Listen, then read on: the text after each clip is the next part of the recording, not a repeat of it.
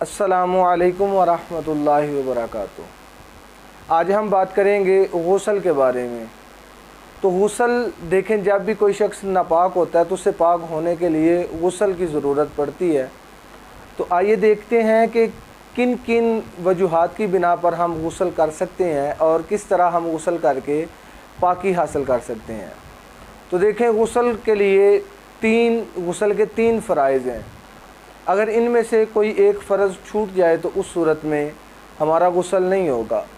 तो इसके बाद मैं आप अहबाब के बारगाह में अर्ज़ करूँगा गुसल की सुन्नतें क्या हैं, किन वजूहात की वजह से गुसल फ़र्ज़ होता है। लेकिन पहले मैं आपके साथ गुसल के जो फ़राइज़ हैं उन पर ही बात करूँगा कि गुसल करने का सही तरीक़ाकार क्या है। तो देखें, गुसल करने के लिए गुसल के तीन फ़र्ज़ हैं। सबसे पहले नंबर पर है कुल्ली करना, दूसरे नंबर पर है नाक में पानी चढ़ाना और तीसरे नंबर पर है सारे बदन का धोना, यानी कि सारे बदन पर पानी बहाना, एक बाल के बराबर भी कोई चीज़ खुश्क ना रहे। तो इस पर थोड़ा सा ज़रा तवज्जो के साथ समाअत कीजिएगा। सबसे पहले नंबर पर है कि कुल्ली करना। अगर आप हालत रोज़ा में नहीं तो आप आम दिनों में है तो उस सूरत में आप इस अंदाज़ के साथ कुल्ली करें कि आपके हलक तक पानी पहुँचे, यानी कि गरारे की शक्ल में हम कुल्ली को करेंगे। तो ये एक मरतबा कुल्ली करना गुसल के लिए ये फ़र्ज़ है और 3 बार करना नबी करीम अलैहिस्सलातु वस्सलाम की मुबारक सुन्नत है। दूसरे नंबर पर है जी नाक में पानी चढ़ाना। नाक में जब हम पानी चढ़ाएंगे तो सिर्फ़ ऐसे ही नहीं चढ़ाएंगे, बस नाक में दाखिल किया और बाहर निकाल दिया। ये जो हमारी नाक की हड्डी है, इस हड्डी तक जो है वो पानी पहुंचाना ये ज़रूरी है। अगर कोई शख्स नाक की हड्डी तक पानी नहीं पहुंचाता, वैसे ही नाक में पानी दाखिल किया और निकाल दिया, तो उस सूरत में उसका गुसल नहीं होगा।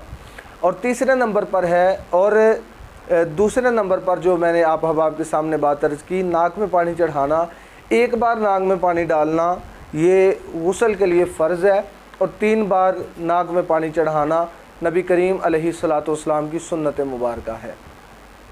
उसके बाद है जी सारे बदन पर पानी बहाना। सारे बदन पर हम कैसे पानी बहाएंगे? सर के बालों से लेकर पाँव के तलों तक जो है वो हम अपने जिस्म के हर पूरे पर, यानी हर ज़र्रे पर, जिस्म की हर जगह पर पानी बहाएंगे। और अगर इसमें कोई कमी रह जाए या एक बाल के बराबर भी कहीं से भी जगह सूखी रह जाए तो उस सूरत में हमारा गुसल जो है वो नहीं होगा। तो देखें, जब हम पानी बहाएंगे उसको बहाने का तरीक़ाकार क्या है? पहले दाएं कंधे पर पानी बहाएंगे, फिर बाएं कंधे पर पानी बहाएंगे। ठीक, यानी कि पहले दाएं कंधे पर, फिर बाएं कंधे पर और फिर सर पर जो है वो पानी बहाएंगे। इस तरह करना नबी करीम अलैहिस्सलातु वस्सलाम की मुबारक सुन्नत है।